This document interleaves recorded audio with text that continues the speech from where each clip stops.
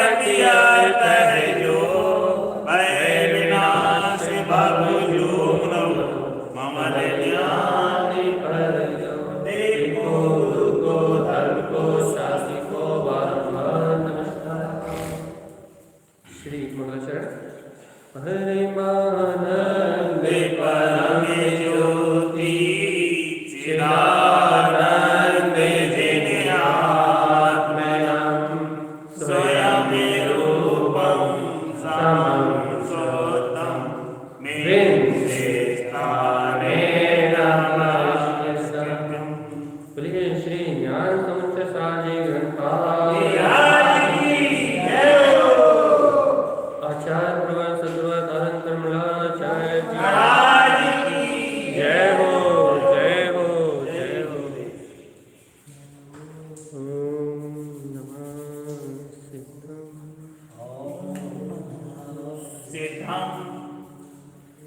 अपना विषय चल रहा है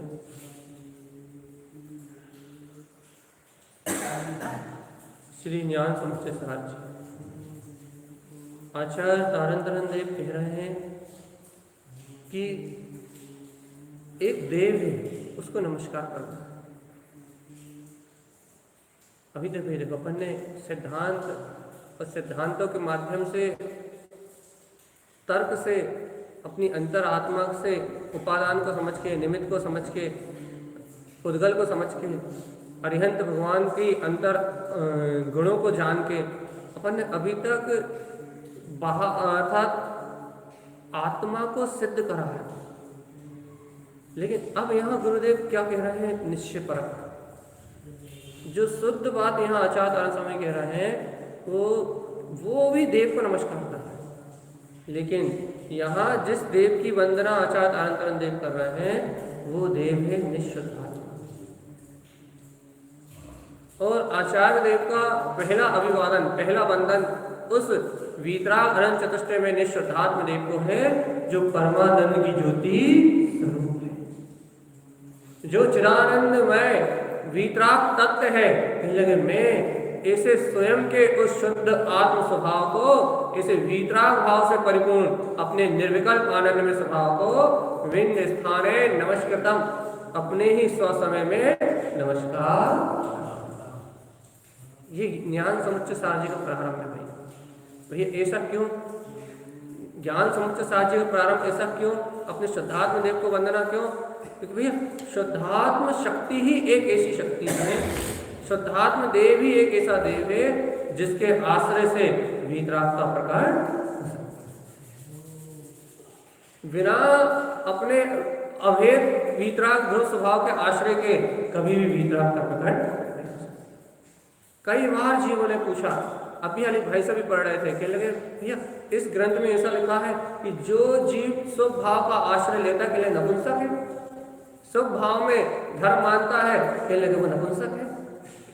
शुभ भाव में धर्म मानने वाला, शुभ क्रियाओं में धर्म मानने वाला, कहने लगे इसमें लिखा है मिथ्या दृष्टि है। मैंने कहा सही लिखा है। क्यों?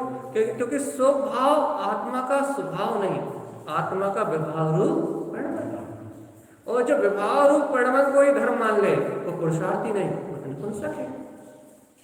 तो आगम में जो लिखा है कहने लगे वो तो यथार्थ, उसमें कोई संशय की बात नहीं है। तो भैया अब ये बताओ कि शुभ भाव को धर्म मानने वाला नपुंसक क्यों? अरे इसलिए नपुंसक कि उसका स्वभाव शुद्ध है और शुभ भाव भी अशुद्ध की श्रेणी में आता है। जब भी आप अशुद्ध उपयोग कहोगे, अशुद्ध उपयोग की जब भी आप व्याख्या करोगे तो उसमें पुण्य और पाप, शुभ भाव और अशुभ भाव दोनों का ही मिश्रण होगा। आपने अशुद्ध उपभोग कहा या अशुद्ध उपयोग कहा, इसका अर्थ ये थोड़ी ना है कि आप पाप से हटके पुण्य में आ जाओ।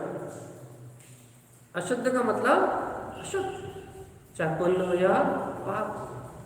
इसलिए यहाँ आचार्य भगवंतों ने, ज्ञानियों ने, विद्वानों ने, टीकाकारों ने अपनी शैली में स्पष्ट लिख दिया कि यह शुभ को जो धर्म मानता है वो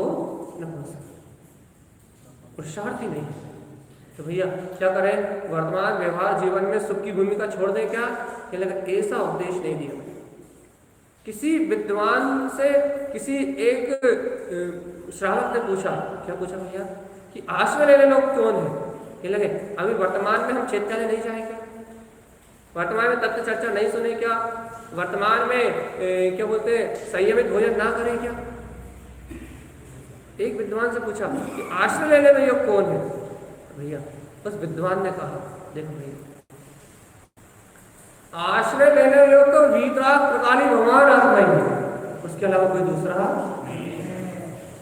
ना था, ना है, ना हो सकता। तो कहने लगे फिर मंदिर जाना, प्रवचन सुनना, स्वाध्याय करना, चिंतन करना, कहने लगे सब स्वभाव है, कहने लगे इनकी जरूरत क्या है? ये तो सब स्वभाव है। जब आश्रय लेने योग वीतराग अनंत चतुष्टय में गायक तत्व भगवान आत्मा ही है, तो कहने लगे फिर इन सबकी जरूरत क्या है? कहने लगे भगवान आत्मा एक बात सुनो, क्या कि जैसे ही तुम स्वभाव का आश्रय लेने का भाव उत्पन्न करोगे, ये बात आप नोट करो अपने अंदर, यदि आप सच्ची श्रद्धा से, आत्मसमर्पणता से जैसे ही इस वीतराग भाव का, अपने स्वभाव का आश्रय लेने के लिए जाओगे, तो कहने लगे ये शुभ परिणाम तो अपने आप ही वहां आएंगे। ये सब क्यों भैया? क्या ये सिद्धांत है? कहने लगे हाँ ये सिद्धांत है। क्यों? क्योंकि कहने लगे भैया जब तुम शुभ अर्थात जब तुम शुद्ध आत्म स्वभाव का आश्रय लोगे, कसाय तो मन होगी। एक साथ दो काम नहीं हो सकते।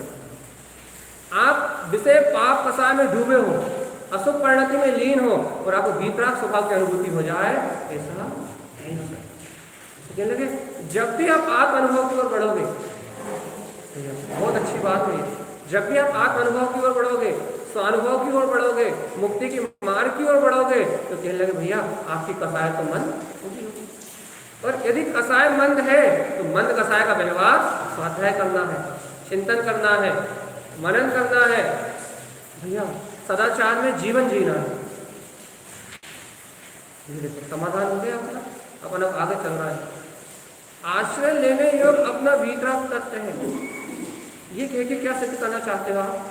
आचार्य तारण स्वामी ने ज्ञान समुच्चय साधि के अंतराज में पहली गाथा में शुद्धात्म देव को क्यों नमस्कार है? कहने ये शुद्धात्म वीतराग स्वरूप, परमानंद की ज्योति स्वरूप, जो प्रकाश में ज्योति में आत्मा है, कहने लगे यही आश्रय लेने योग्य है, आश्रयभूत तत्व है। लेकिन गुरु महाराज आप शुद्धात्मा को नमस्कार कर रहे हो? बिल्कुल। क्यों?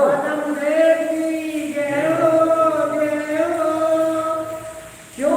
आप शुद्धात्मा से कहा गया कि आप ऐसी शुद्ध चेतन में अपनी वीतराग शक्ति को क्यों नमस्कार कर रहे हैं? क्या कारण है अपने वीतराग स्वभाव का नमस्कार करने का? क्यों आप उसको अभिवादन कर रहे हो? भगवान जी आश्रय लेने योग वही है। अच्छा एक उदाहरण देते हैं। ये बल्ब जो जल रहा है इसमें प्रकाश करने की शक्ति है या नहीं है? क्या आप बल्ब का आश्रय लोगे तो प्रकाश हो सकता है? हाँ, बल्ब में प्रकाश करने की शक्ति है या नहीं? बल्ब में प्रकाश करने की शक्ति तो है, बल्ब में प्रकाशित होने की शक्ति तो है। अब आप एक बार बताओ, यदि बल्ब में प्रकाशित होने की शक्ति है, प्रकाश करने की शक्ति है, और यदि उसमें करंट ना हो तो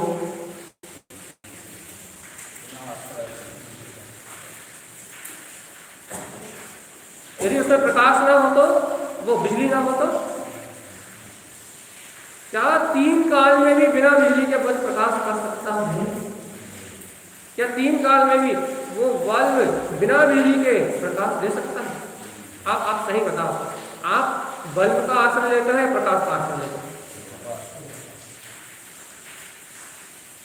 अपन बल्ब की मुख्यता रखते हैं या प्रकाश की? सही बताओ। आश्रय लेने योग कौन है?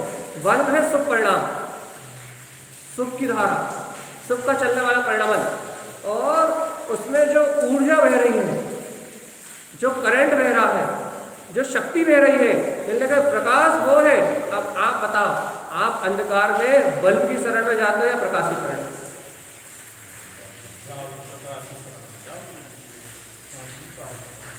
यदि बल्ब की शरण में जाते हो, यदि बल्ब का आश्रय लेते हो तो बल्ब तो अभी भी लगा हुआ है लेकिन बंद है, लेकिन उससे प्रकाश होने से रहा नहीं, उससे ज्योति जलने वाली नहीं, उससे कोई क्रांति उत्पन्न होने वाली नहीं, उस बल्ब से कुछ होने वाला नहीं।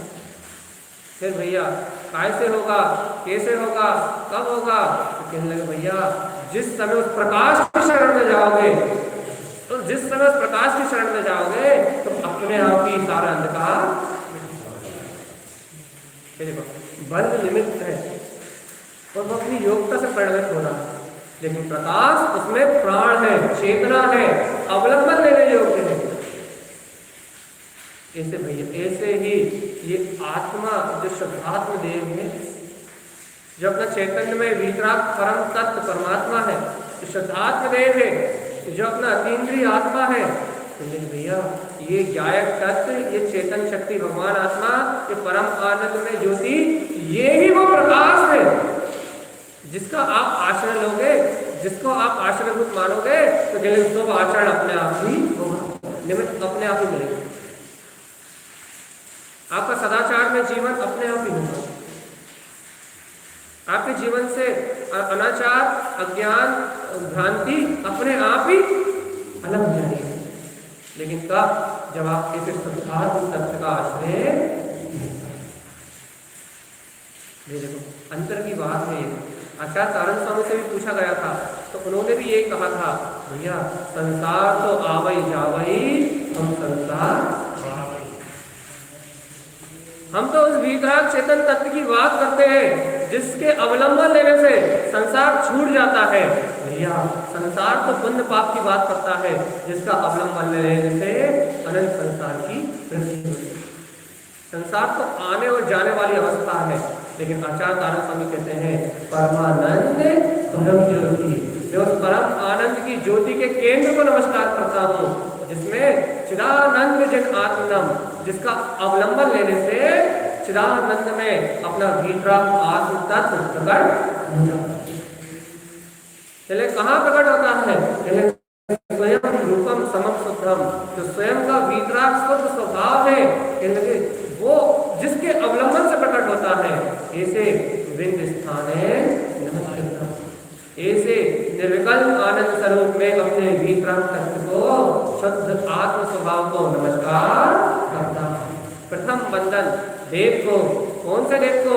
नित्य चैतन्यमयी श्रद्धा।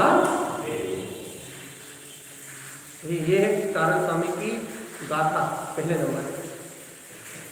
उन्होंने देव अरिहंत को भी स्वीकार किया है, और लेकिन अरिहंत को देव स्वीकार करने के पीछे उनका कारण ये है कि ये शुद्धात्म देव उन्होंने अरिहंत को भी कहा, लेकिन अरिहंत को देव कहने से पहले उन्हें ये भान है कि अरिहंत के अंदर में जो देव है वो देव देवों का देव है, वो शुद्धात्मा। इसलिए उन्होंने सर्वप्रथम अभिवादन आश्रय लेने योग्य, आश्रयभूत जो अपना गायक तत्व भगवान आत्मा जो शुद्धात्मा है, उसको अपने ही अंतर में विंद स्थाने, अपनी निर्विकल्प अनुभूति में नमस्कार किया। अपन देखो, अपन भी मुक्ति को चाहते हैं, लेकिन अपने को ऐसे शुद्धात्म देव, ऐसे निर्विकल्प स्वभाव के अपने अंदर होने का विश्वास नहीं है, इसलिए अपन रोज बेरी को तो नमस्कार करते हैं, लेकिन अपने अंतर चेतन में उनको नमस्कार करने का भाव, हाँ बिल्कुल व्यवहार की मनाही नहीं कर रहा मैं, व्यवहार में क्या हो रहा है तो सब भूल जाओ, लेकिन यहाँ बात है आचार्य तारण करण देव की, यहाँ बात है गुरु महाराज की, यहाँ बात है तारण स्वामी के ग्रंथों की, यहाँ बात है ज्ञान समुच्चय सार जी की। भैया एक बात अच्छे से अपने हृदय से साहृदयता से हर्षपूर्वक स्वीकार करो, हर्षपूर्वक स्वीकार करो क्या कि ये निःशुद्धात्म देव आश्रय लेने योग्य है, इसके अनुभव से मुक्ति मिलती है। आप यहाँ आके रोज बेदी का आश्रय लेके बैठ जाओ, ये बेदी में गुरु महाराज है, वेदी में गुरु महाराज है, वेदी में गुरु महाराज है, तो क्या आपको आत्मानुभूति होने वाली? आचार्य तारण तरण देव को अकाट श्रद्धा थी।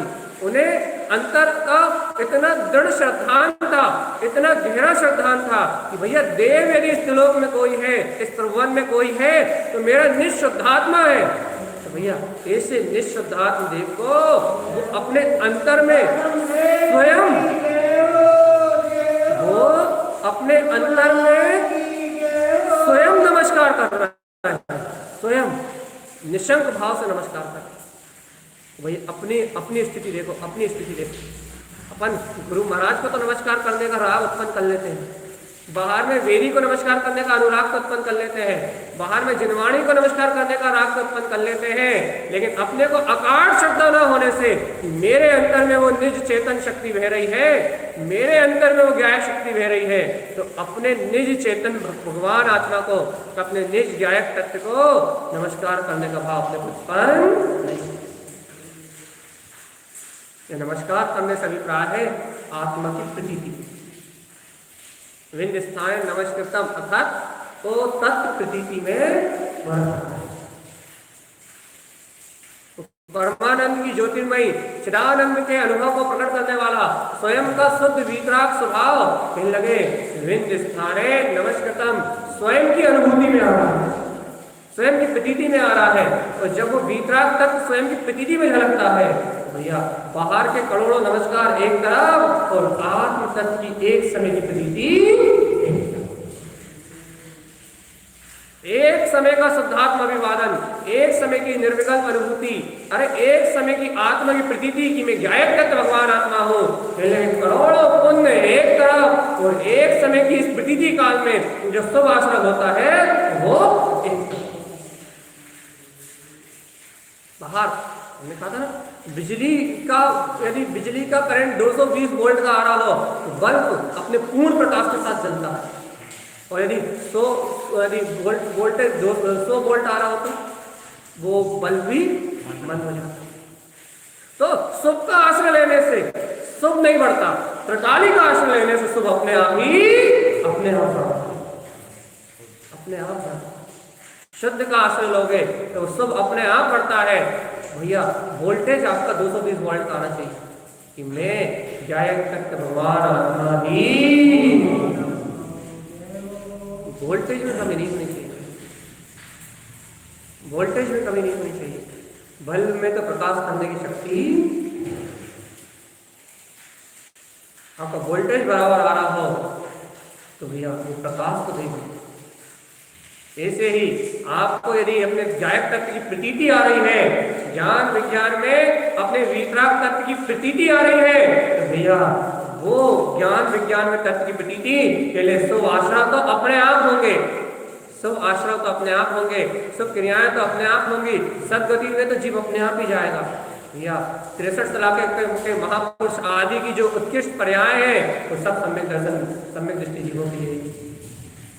इसलिए आप पुण्य की परवाह मत करो, पुण्य आश्रय लेने योग, शुभ परिणाम आश्रय लेने योग नहीं है। तब भी आश्रय लेने योग कोई है तो वो अपना वीतराग परम तत्व, परम आनंद की ज्योति स्वरूप अपना वीतराग स्वसमय श्रद्धात्मा ही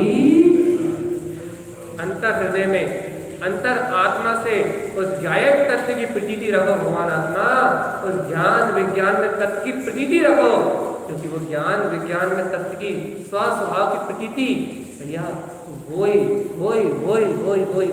मुक्ति का कारण है। पकड़ो तो एक बार कि वो स्वानुभव में चेतन तक मेरे अंतर में है, सही में है। अंतरात्मा से विश्वास है कि वो ज्ञायक तत्व परमात्मा। फिर देखो ये श्रद्धा जितनी प्रगाढ़ होगी उतनी बार बार प्रतीति आएगी। एक बात याद रखना होगा, ये आत्म तत्व की, मैं ज्ञायक तत्व भगवान आत्मा हूं, ये आत्म तत्व की श्रद्धा जितनी ज्यादा प्रगाढ़ होगी, ये ज्ञायक तत्व भगवान आत्मा की श्रद्धा जितनी ज्यादा प्रगाढ़ होगी उतनी ज्यादा गहरी प्रतीति अंतरात्मा की अपने आप उत्पन्न होगी, आत्मा को स्मरण करना थोड़ी पड़ता। सुनो अच्छे, ये बहुत अच्छे सिद्धांत की बात सुनो आप। आत्मा आत्मस्मरण करना थोड़ी पड़ता, आत्मस्मरण तो सहज होता। तो ये आत्मस्मरण सहज कैसे होता है? अच्छा बताओ, आत्मा का स्मरण रखने वाला कौन है? चलिए बताओ, आत्मा का स्मरण रखने वाला कौन है?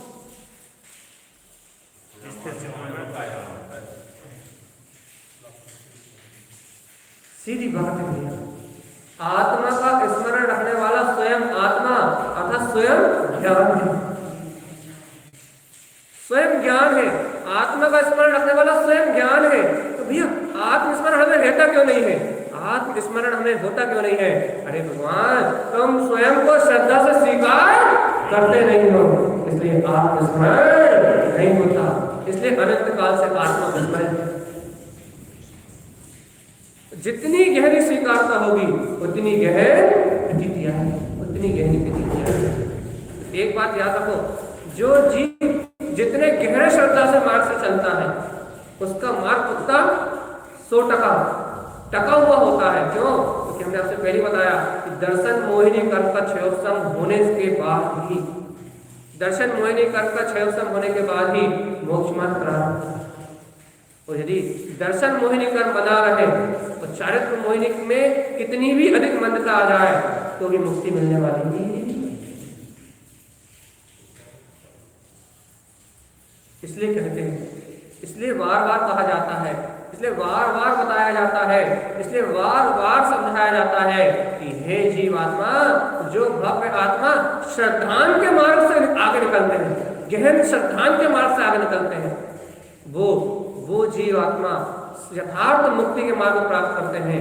उन्हें कभी भी कोई बाधा उत्पन्न नहीं होती। क्यों? क्योंकि उन्होंने अपने स्वभाव को स्वीकार करके, अपने ज्ञायक स्वभाव की गहरी श्रद्धा करके, अपने ज्ञायक स्वभाव का गहन श्रद्धान करके आत्म तत्व की प्रतीति को उपलब्ध कर लिया। और जिसे स्वभाव की प्रतीति हो उसे कोई भी कर्म, कोई भी संयोग, कोई भी भावधारा प्रभावित कर सकती। स्वीकार करो इस बात को और अंतर की गहराई से स्वीकार करो इस बात। देखो भैया, गहरी श्रद्धा का मार्ग ही है, गहरी श्रद्धा का। हर व्यक्ति चाहता है कि मुझे आत्मानंद आए, हर व्यक्ति चाहता है कि भैया जैसे केवल ज्ञानी परमात्मा अभी अपने शाश्वत सिद्ध स्वरूप का उपभोग कर रहा है, अनंत दर्शन ज्ञान सुख वीर का जैसा उपभोग वो परम आनंद में परम ज्योति का जैसा प्रकाश उनके अंतर में हो रहा है, वैसे प्रकाश केवल ज्ञान में आनंद स्वभाव का प्रकाश मेरे अंतर में हो। हर जीव यही चाहता है।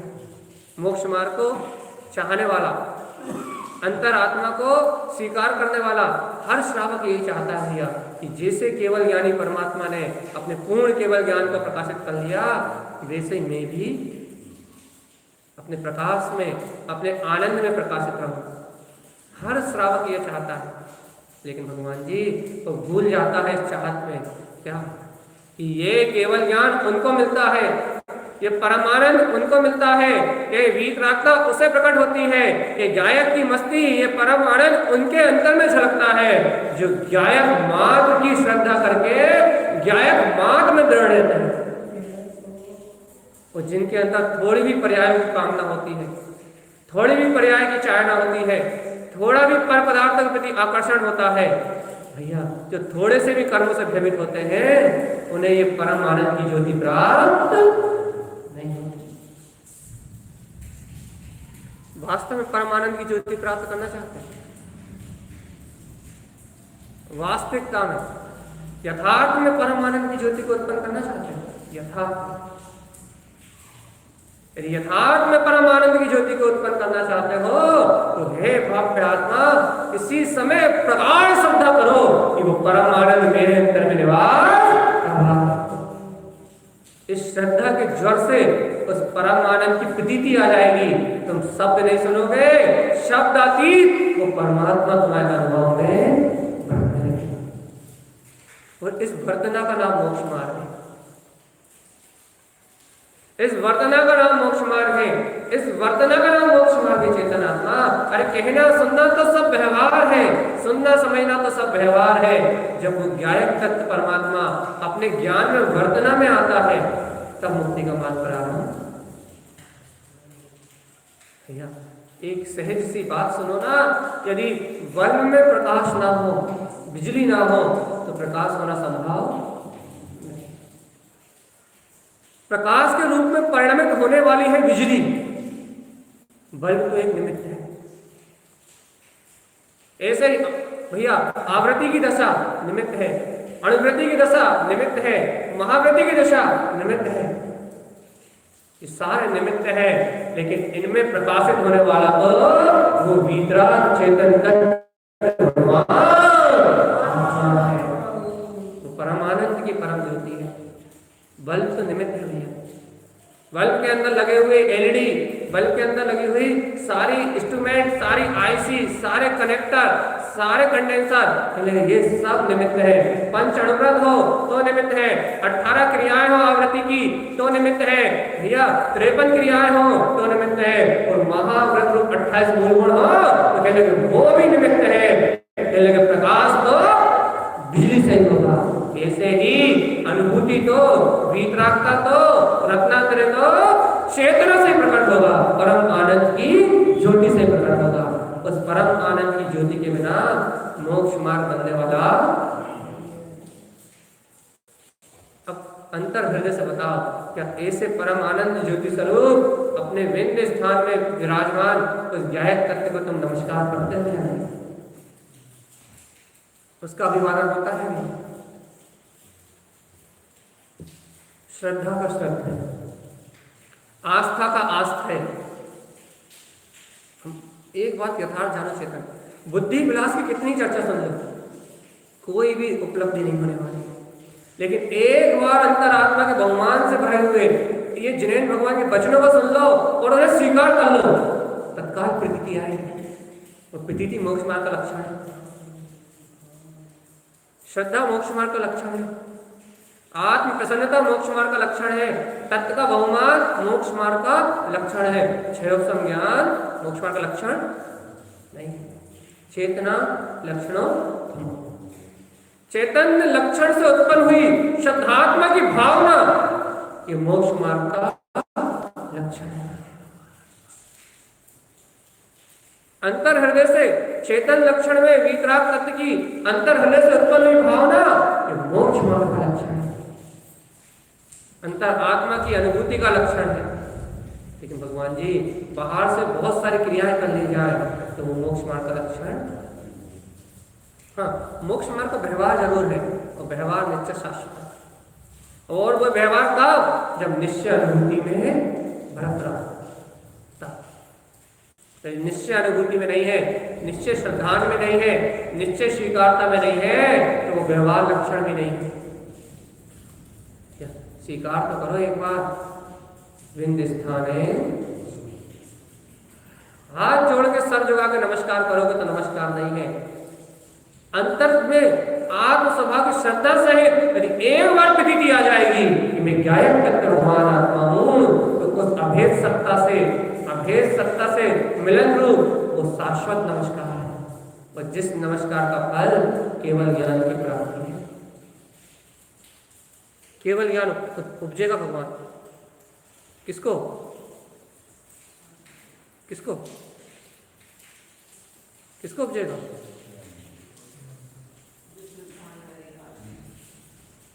जो उस श्रद्धा को जागृत कर लेगा, जिसे उसकी प्रतीति बढ़ जाएगी, और जिसे प्रतीति नहीं बढ़तेगी उसे कभी भी कल्याण मुक्ति का मार्ग प्राप्त होने वाला।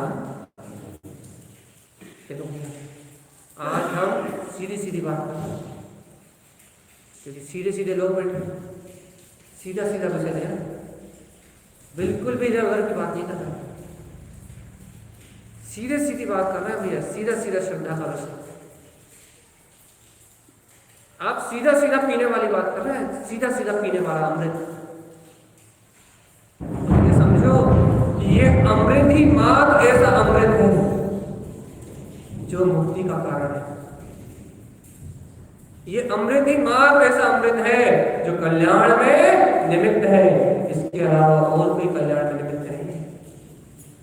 जब तक जीव की दृष्टि अंतरोन्मुख ना हो जाए, जब तक जीव को अपनी आत्म तत्व की प्रतीति ना हो जाए, तब तक भैया वो मोक्ष मार्ग से कोसों दूर है। सुनना, समझना, समझाना, बोलना, बताना, ये सब तो औपचारिक क्रियाएं हैं। अंतक अनुभूति तो आत्म तत्व की प्रतीति से प्रकट होती है। आत्मा की वर्तना से प्राप्त मुक्ति का मार्ग आत्मा की वर्तना से चलता है। बस यहाँ बाकी सब व्यवहार है, सिर्फ एक ही निश्चय है, और वो है स्वयं रूपम समम। स्वयं का शुद्ध रूप, स्वयं का गायक तत्व भगवान है। ये कहना क्या चाहते हैं गुरु महाराज? गुरु महाराज कहना चाहते हैं, यदि ज्ञान समुच्चय सार को प्राप्त करना चाहते हो तो जो ज्ञान का भंडार है परमानंद में, जिससे ज्ञान उत्पन्न होता है, वो परम प्रकाश में उस ध्रुव त्रिकाली वितरक तत्व का आश्रय ग्रहण करो तो ज्ञान का संपूर्ण सार उत्पन्न होके आ जाए। अच्छा, एक बात बता, ज्ञान का संपूर्ण सार क्या है? क्या है ज्ञान का संपूर्ण सार? बताओ भगवान, ज्ञान का संपूर्ण सार क्या है?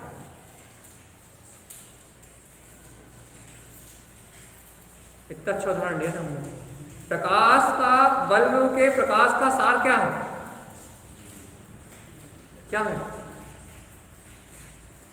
बल्ब से जो प्रकाश हो रहा है उसका सार क्या है?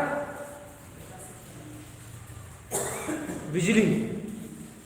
यदि बिजली ना हो तो वो, या ऐसे ही संपूर्ण ज्ञान का सार क्या है? क्या है? पहले दिन चर्चा करी थी अपन ने, मात्र ज्ञान, केवल ज्ञान। अरे इस तत्व का, इस संपूर्ण ज्ञान का सार है अपना निज ज्ञान स्वभाव, शुद्धात्मा। पहले वो तत्व का सार है, पहले उस शुद्धात्मा का आश्रय होते ही तीनों लोगों को प्रकाशित करने वाला केवल ज्ञान प्रकट हो जाता है।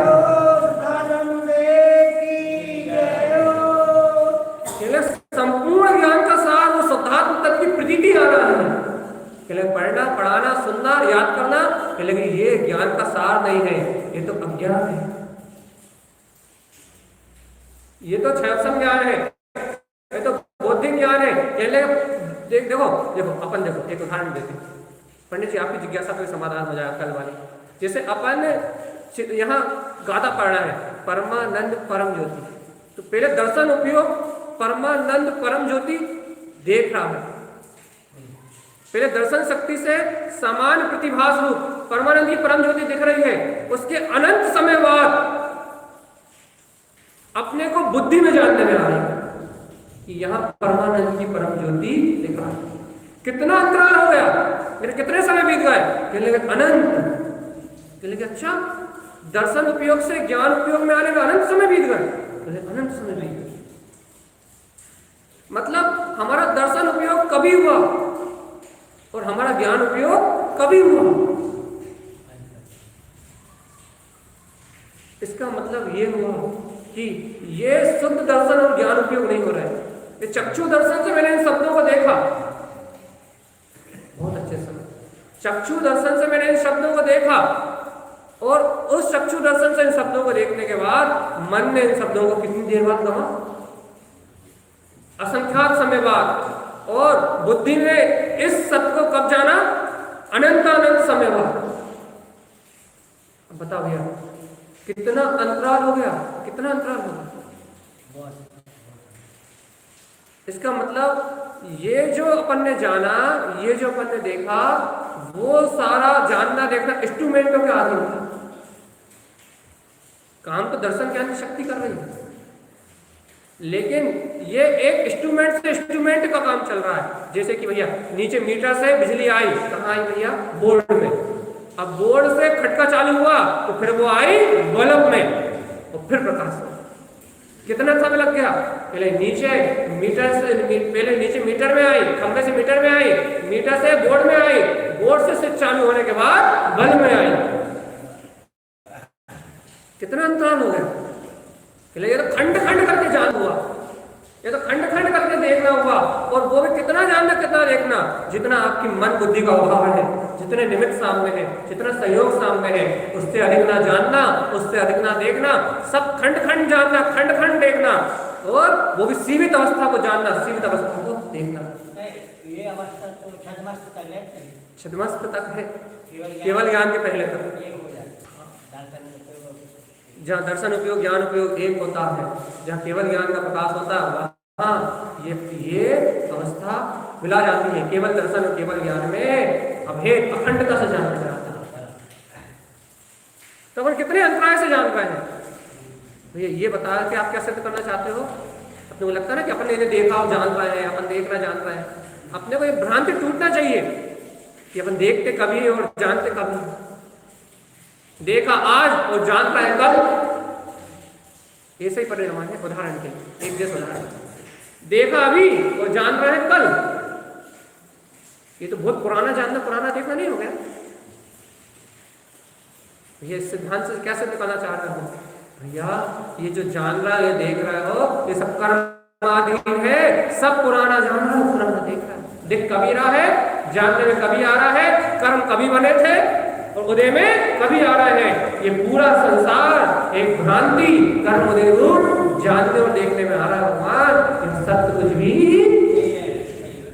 सत्य कुछ भी नहीं।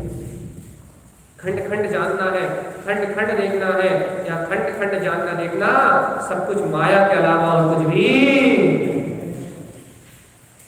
अब भैया खंड खंड जान के देखने को कैसे हट अलग कर सकते हैं। एक बार एकदम अखंड आत्मा को जानने लग जाता,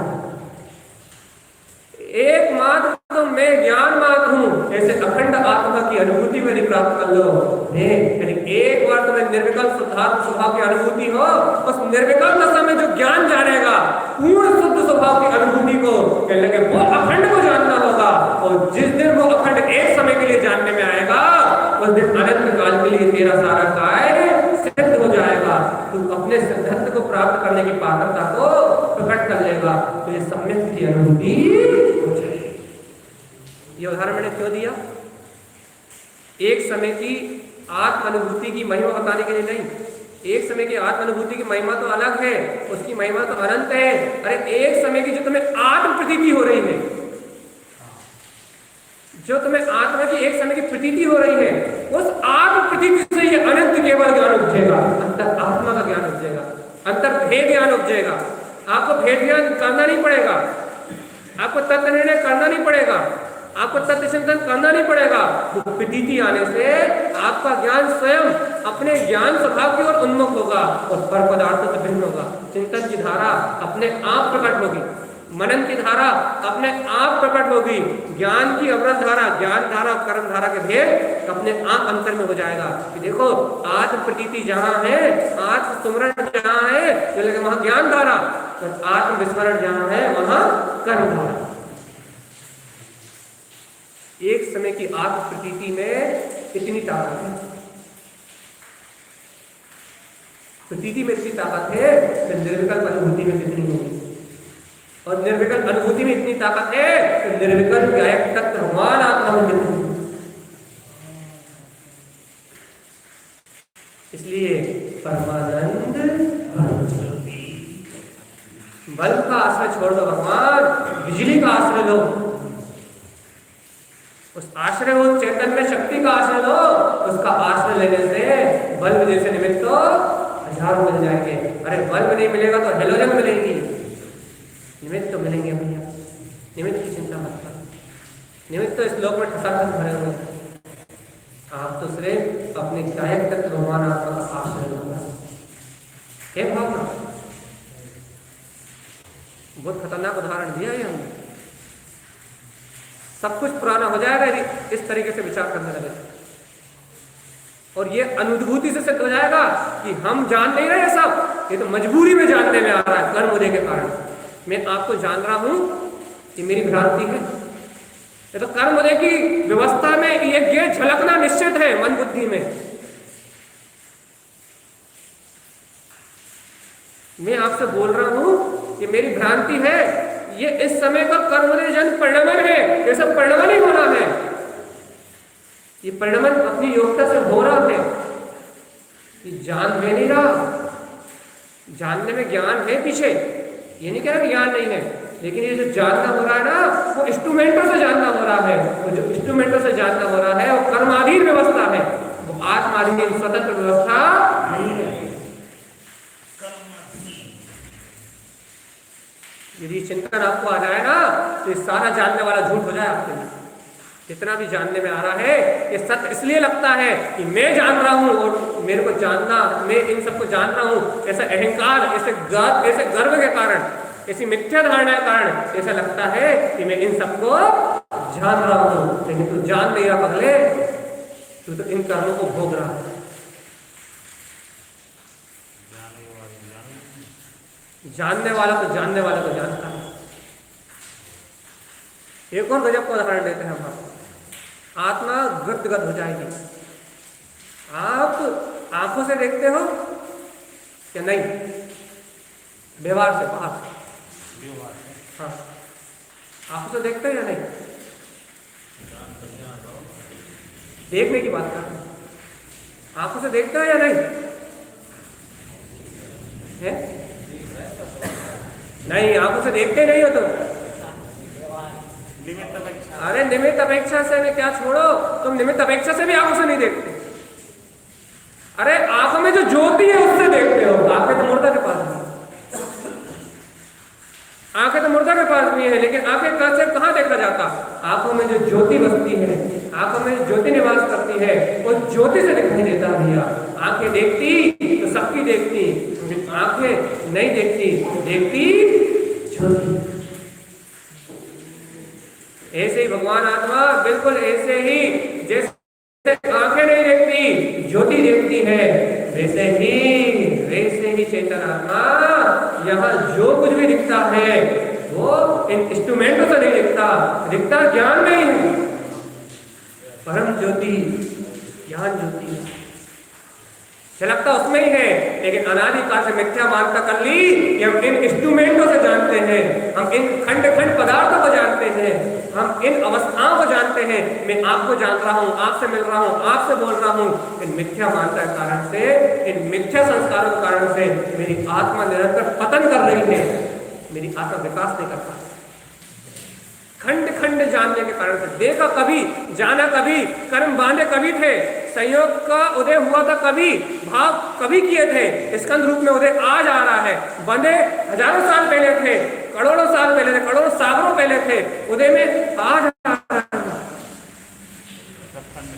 सब खंड खंड है और सब पुराना है।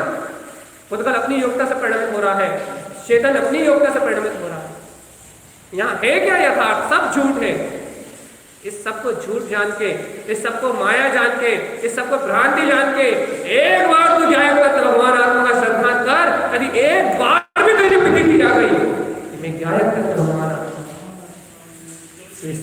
ये सारा भ्रम, ये सारा संसार का मायाजाल, ये सारी संसार की अवस्थाएं, ये सब बिला जाएंगी और अपना चेतन ज्ञान भानु भास्करम, अपना ज्ञान का सूर्य जगमगा उठेगा।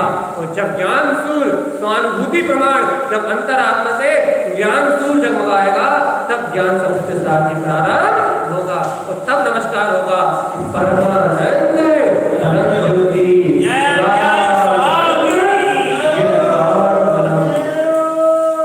तब नमस्कार होगा भैया।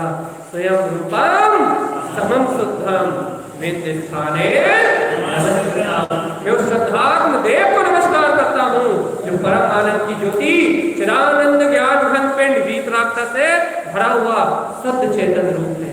तब उसको प्रणाम होगा। और एक बार एक से नमस्कार कर दिया तो अनंत काल के लिए छुट्टी, फिर पर्यायों की ओर झुकना बंद हो जाएगा, फिर परिणमन की ओर झुकना बंद हो जाएगा, फिर पर पदार्थों की ओर झुकना बंद हो जाएगा, फिर अपना परम पारिणामिक परमात्मा की ओर अपनी परिणति स्वयं झुकेगी। और जिस समय तू अपने स्वभाव की ओर झुकेगा, जिस समय तू अपने ज्ञायक तत्व की ओर झुकेगा, जिस समय तू अपने चेतन घन पिंड भगवान आत्मा की ओर झुकेगा, वो समय अनमोल और अद्भुत होगा, वो स्वसमय होगा। तो जो स्वसमय को प्राप्त करेगा उस नियम से प्राप्त करेगा। मुझे बताओ ज्ञान कहाँ से उत्पन्न होगा? मुझे सुनने से? आत्मा का गुण ही नहीं है। एक बार अपने आत्मा में घुस जा, इंद्र भी तुम्हारे चरणों में है। बिल्कुल। अरे सो इंद्र कर वंदित जनेन प्रमाण, सो इंद्र कर वंदित जनेन। तो वीतरागी साधुओं के आगे तो पूरी दुनिया में भैया ऐसे आत्म अनुभव की लगन पर लग जाए। बहुत दिन हो गए अपने को तत्व चर्चा करते करते, बहुत दिन हो गए हमें तत्व चर्चा करते करते, बहुत दिन हो गए आपको तत्व चर्चा सुनते सुनते, लेकिन भैया अब सुनने और समझने से पार जाने की, अब सुनने समझने से ऊपर उठने की बात है। अब सुनने समझने के व्यवहार की मनाही नहीं कर रहा है, अब सुनना समझना व्यवहार रह जाए और निश्चय अंतरात्मा पी जाए, यह तत्व श्रद्धान ये जीव पी जाए कि एक बार श्रद्धान करो तो अनंत काल तक सुनिएगा। प्रतीति का कारण बने अपनी श्रद्धा, अपनी आत्म प्रतीति का कारण बने। श्रद्धा यदि आत्म प्रतीति का कारण बनेगी तो अशुभ आश्रम टल जाएंगे। अशुभ आश्रम तब तक होते हैं जब तक जीव को आत्म प्रतीति नहीं आती। आत्म प्रतीति जिस स्थान पे आती है वहाँ कसाय स्वयं मन होती है, और चक्रवर्ती जैसा पुण्य सेकंडों में बनता है, सेकंडों में। तुम करोड़ों क्या अपनी पूरी प्रॉपर्टी दान दे दो तो तुम्हें कुत्ता बिल्ली की पर्याय मिल जाए तो बहुत बड़ी बात। पूरी प्रॉपर्टी जितनी संपदा है, अपने रोम का खून खून क्या एक हड्डी और नस निकाल के भी तुम दे दो, पूरा शरीर ही बेच दो, पूरा कुटुंब कबीला बेच दो, उसके बाद भी दान कर दो तो भी वो पुण्य नहीं मिलता, तो भी वो पुण्य आश्रम नहीं होता जो एक समय की आत्म प्रतीति काल में। ऐसी महिमा है इस वितराग चेतन परमात्मा। लेकिन भगवान तो सिर्फ इसका विश्वास नहीं करता, तो पूरी दुनिया का विश्वास। अरे जिस समय आत्मचिंतन, इस समय देखो जिस समय आत्मचिंतन है, ना लोभ की धारा है, ना मान की धारा है, ना क्रोध की धारा है, ना माया की धारा है, सारी धाराएं अपने आप मंद हो गई। इन मंद धाराओं में जो पुण्य बनता है वो अति से पुण्य कहलाता है। तो पुण्य बाहर में उत्कृष्ट संपदा तो दिलाता ही है, और संयोग में यदि आत्मरुचि लग गई हो तो निर्माण में सहयोगी बनता है, अतिशयकारी पुण्य कहलाता है। भैया ये लौकिक दान से, दया से, परोपकार से जो पुण्य मिलता है वो लौकिक पुण्य कहलाता है। वो पुण्य विषय भोगों कामनाओं को ढूंढने का भोग क्या करेगा? वो पुण्य नियम से पाप होने में बदलता ही है। भोग भोगोगे तो क्या मिलेगा? भूख लगेगी, भोजन करोगे तो क्या मिलेगा? पाप आश्रय, अशक्ति पूर्वक किया हुआ भोजन पाप आश्रय का कारण, साधना के लिए किया हुआ भोजन मुक्ति का कारण।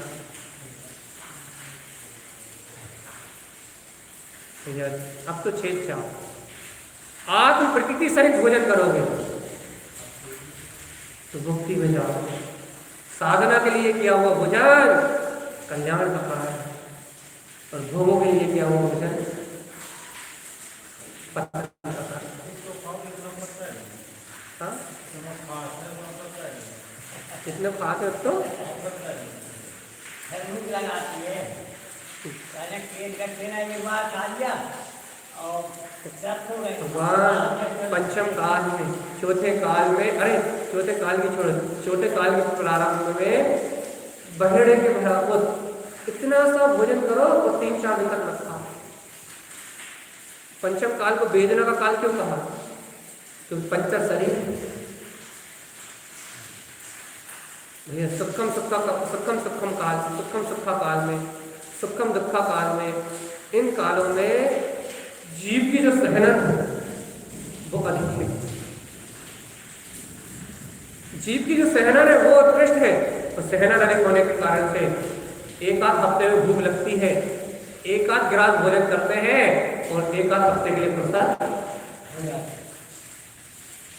थोड़ा सा इतना सा भोजन करते हैं और आनंद में रहते हैं। यही तो वहाँ शांति है, यही तो सुख है। वहाँ भूख नहीं लगती, प्यास नहीं लगती, आकुलता नहीं होती, व्याकुलता नहीं होती, रोग नहीं होते, शोक नहीं होते। ये तो चौथे काल है, ये तो उत्कृष्ट काल है। लेकिन भैया पंचम काल को दुखदाई क्यों कहा? यहाँ हर पल भूख है, सहनन नहीं है, हर पल प्यास है, सहनन नहीं है। जिनके पास पुण्य का उदय है उन्हें भोजन मिलता है, और जिनके पास नहीं है उन्हें नहीं।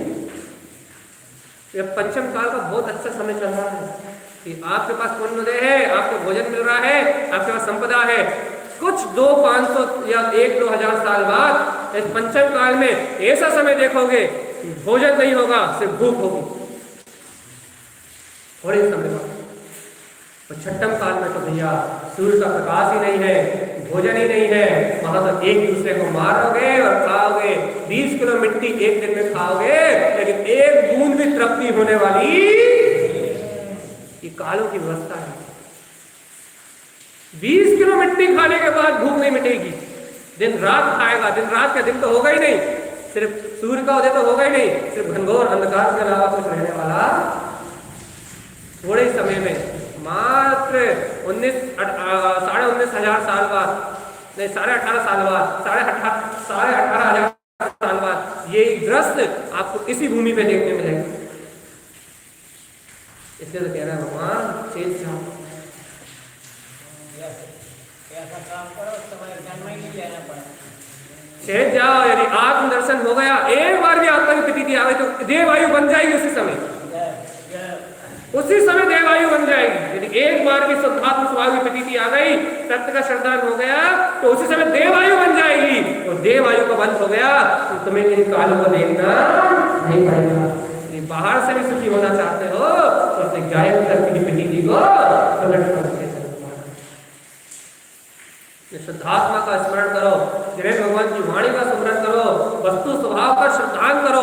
वस्तु स्वभाव की व्यवस्था को झलकाने वाला है ज्ञान समुद्र सार ग्रंथ। इस वस्तु स्वभाव को ग्रहण करके और अपने कल्याण का मार्ग प्रशस्त करो। चेतनात्मा दुखों से कोई छुड़ाएगा तो अपना वितराग करके भगवान, और कोई नहीं है जगत में तारण। भैया कम से कम बाहर के दुखों से बचने के लिए उसकी श्रद्धा कर लो।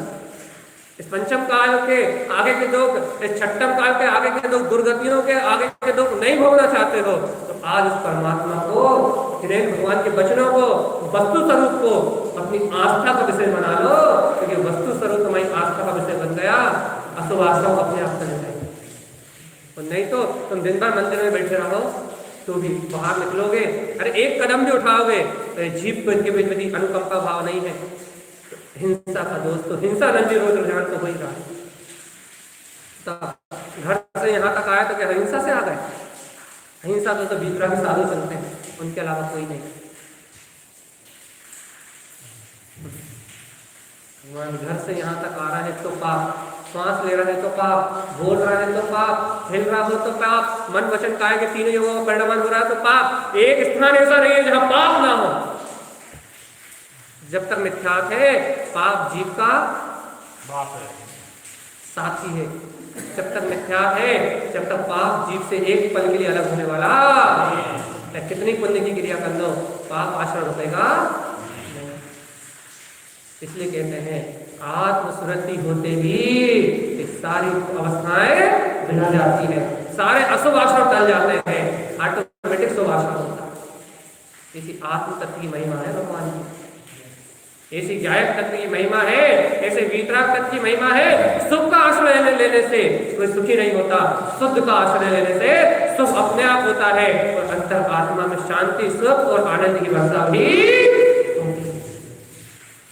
सिद्धांत भैया या बल्ब का उदाहरण देके, चौथे काल का उदाहरण देके, ज्योति का उदाहरण देके, सारे उदाहरण देके मैंने एक ही बात सिद्ध करना चाहिए है कि आश्रय लेने योग तो परमानंद ज्योति चिदानंद चित् आत्मना स्वयं रूपम समम शुद्धम विद्युत्माने। आश्रय लेने योग तो अपना निर्विकल्प गायक करते भगवान आत्मा ही है। इसके अलावा तीन लोगों में अपनी दृष्टि का क्या कहें, दृष्टि का विषय, दृष्टि का दृष्टा और कोई नहीं। द्रव्य दृष्टि यही कल्याण का मार्ग है। इसलिए भैया अपना मार्ग बना, हमें भी हो चला है, अपन अपना मार्ग बना, वस्तु स्वरूप को गहराई से पिए, सर्वज्ञ की वाणी को गहराई से पिए और ये चिंता छोड़ दें कि हमारी गति कौन सी होगी। यदि एक बार भी मति में गायब तक आ गया तो गति की चिंता छोड़ दो, और यदि मति में गायब नहीं आया तो फिर गति की चिंता करो। हाँ, दोनों बात याद रखना भैया। यदि मति में गायब आ गया तो फिर गति की चिंता छोड़ दो, नियम से स्वर गति बंद गई तुम्हारी, कोई कुछ नहीं कर सकता। और यदि मति में गायब नहीं आया, रूप की प्रतीति नहीं आई, स्वभाव की रुचि नहीं आई, तत्व का अभ्यास नहीं आया, आत्मस्मृति नहीं आई, तो नियम से समझो कि आत्मा का पतन तो निश्चित ही है, कोई बचाने वाला भैया। मालूम है इस पंचम काल से 99% जीवों की गति कौन सी पता? नर या त्रियंश 99, ऐसा दुर्गम काम है। पहले हो गया होता परिणाम विशुद्ध नहीं होते।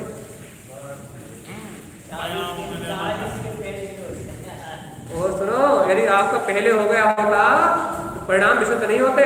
ये जो गायब की बात रुच रही है ना, ये रुचती नहीं, बैठते नहीं, ये भग जाते बाहर से ही, परिणाम विशुद्धि नहीं होती। हाँ, बच गए अभी होने से, इसलिए परिणाम में विशुद्धि हो रही है। राजा सैनिक को देखो ना, भगवान गति बंद हो गया था, संयम के भाव नहीं आ रहा है, 6 समय का संत हो गया था, और अंत में कैसे आत्म ध्यान हुई, नरक जाना था। यदि बंद हो गया होता तो भाव विशुद्धि के भाव नहीं आते हैं, और भाव विशुद्धि के भाव आ रहा है, मतलब भैया बंद अभी या तो नहीं हुआ या अच्छी गति का हुआ, या भैया होनहार अच्छी है। यदि दुर्गति का नरक बंद भी हो गया तो होनहार अच्छी है, इस अपेक्षा से भाव विशुद्ध हो रहा है। और यदि भाव विशुद्ध हो रहा है तो ये बात तो पक्की है, एक भाव यदि नरक चले गए तो क्या फर्क पड़ता है। अरे जन्मों जन्मों की पीड़ा मिटाने वाला यदि परमात्म स्वभाव श्रद्धा में आ जाए, अरे आचार्य ने कहा है यदि प्राण देके भी यदि सम्यक को ग्रहण करने का मौका मिल जाए तो एक भाव तो काम है भैया, 10 भाव भी मर मर के प्राप्त करना पड़े तो भी कर लेना। अरे एक सांस में 18 बार जन्म मरण करने वाला यदि 1-2 बार मर भी जाए सम्यक को प्राप्त करने के लिए, क्या हो रहा है? एक बार सम्यक की रक्षा करने के लिए, अपने गायक की प्रतीति की रक्षा करने के लिए यदि 1-2 बार प्राण में निकल जाए तो बहुत सस्ता सौदा है, फिर समझो फ्री में तीनों लोगों की संपदा मिल गई। तो एक सांस में 18 बार जन्म मरण की वेदना, इसका तो कोई और छोरी। इसलिए कहते हैं सम्यक को ग्रहण करना भला है। यदि अपनी भली होनहार चाहते हो, यदि अपने परम पुरुषार्थ को जागृत करना चाहते हो, यदि वीतरागता को ग्रहण करना चाहते हो, तो चेतन राज ये जो देशना है, गुरुदेव की जो वाणी है, ये तुम्हें उस परमार्थ का, उस परमागम का, उस परम आनंद की ज्योति का दर्शन कराता है जो तुम्हारे अंदर में ही विद्यमान है। एक बार आत्म प्रीति करके, एक बार आत्म सन्मुखता को प्राप्त करके, हे भव्य आत्मा तू इस गायक तत्व को उपलब्ध तो कर, संपूर्ण ज्ञान का सार सम्यक ज्ञान उपलब्ध हो जाए।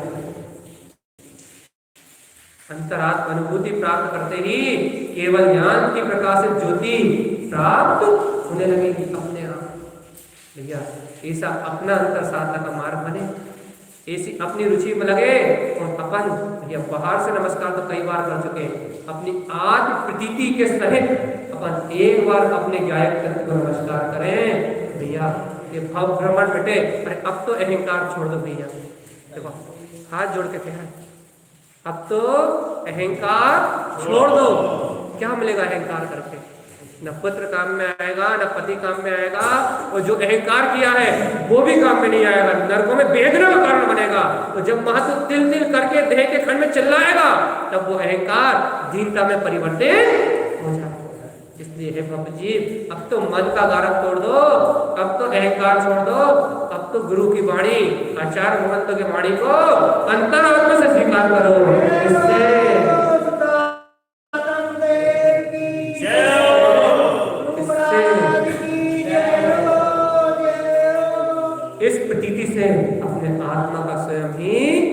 परिहार होगा। ऐसे सर्व भगवान के वचन हैं। बोलिए आचार्य प्रवर सर्व सत्प्रवर अनंतर मंडल जय सत्य भगवान आत्मा की